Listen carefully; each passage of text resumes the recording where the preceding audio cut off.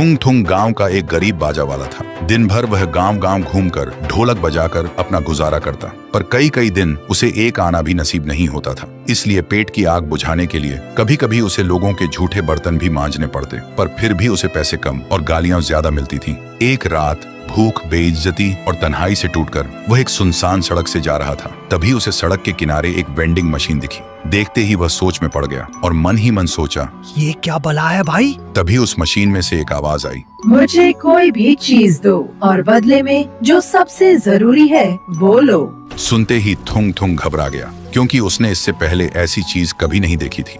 थुंग थुंग को मजाक लगा। उसने एक पत्थर उठाया और मशीन के अंदर डाल दिया। अगले ही सेकंड मशीन से एक 500 का नोट बाहर आया। थुंग थुंग हैरान रह गया। फिर उसने तुरंत वही 500 का नोट वापस डाल दिया और इस बार अंदर से एक असली सोने का बिस्कुट बाहर निकला। थुंग थुंग खुशी से पागल हो गया। उसने सोचा, इसे मैं घर ले जाऊंगा और इससे ढेरों पैसे और सोना निकालूंगा और मैं कभी ढोलक नहीं बजाऊंगा। ये सोचते ही उसने उस भारी भरकम वेंडिंग मशीन को सिर पर उठाया और घर की तरफ निकल पड़ा। फिर घर पहुंचकर उसने मशीन में अपनी ढोलक, अपने बर्तन, घर में जो भी था, लालच में आकर सब डाल दिया और बदले में उसे ढेर सारा सोना मिला। देखते ही देखते थुंग थुंग बाजा वाला से खजाना वाला बन गया। जो थुंग थुंग पहले गांव में सिर झुकाकर चलता था, अब वह सीना तान कर चलने लगा। लेकिन उसके अंदर अब लालच की भूख पैदा हो चुकी थी। एक दिन जब थुंग थुंग के पास मशीन में डालने के लिए कुछ नहीं बचा, तो उसने मशीन के अंदर अपना सिर घुसाकर देखना चाहा कि सोना आखिर आ कहां से रहा है। पर जैसे ही उसने अपना सिर मशीन से बाहर निकाला, उसकी आंखें फटी की फटी रह गईं, क्योंकि उसके सिर से होते हुए उसका पूरा शरीर ही ठोस सोने का बनता जा रहा था। फिर उसने जोर से चीखने की कोशिश की, लेकिन उसकी आवाज गले से बाहर नहीं निकली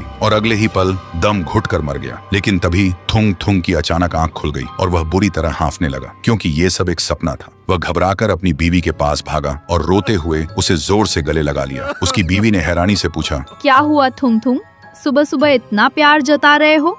मच्छर ने जोर से काटा है क्या? पर थुंग थुंग कुछ नहीं बोला, बस बच्चों की तरह रोता रहा। उसी दिन शाम को जब थुंग थुंग घर से बाहर निकला, तो उसके पैरों तले जमीन खिसक गई, क्योंकि उसके आंगन में ठीक वही शैतानी वेंडिंग मशीन रखी थी।